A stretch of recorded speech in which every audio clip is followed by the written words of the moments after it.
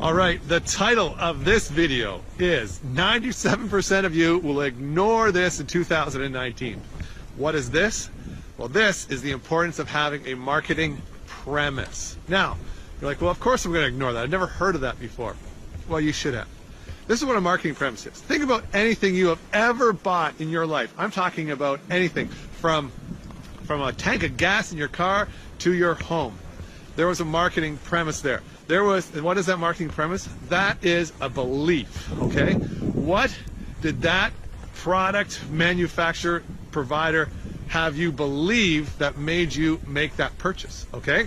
Now, if you're buying a tank of gas, then you believe that when you put that gas in your car, it's going to move your car forward, right?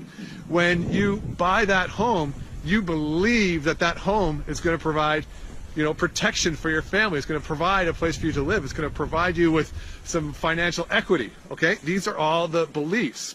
And so when you are doing your marketing, you have to create your marketing premise. What is it your audience has to believe before they press the buy now button, okay? They have to believe something. That's why you can't say, buy my thing you've never heard of for $1.99. Because they've never heard of your thing, and so they can't believe that I can do anything for them. All right?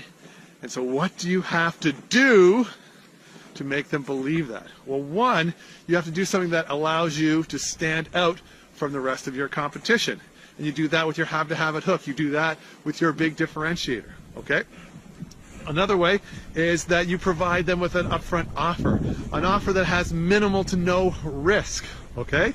By doing that, then you get them in your door. You get them to know more about you.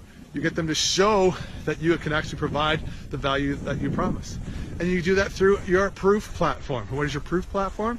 Your proof platform is you negating all of their false or limiting beliefs, okay? If you can do all of those things, then you're gonna have a very solid marketing premise. And it's that marketing premise that is gonna get them to click the buy now button, okay?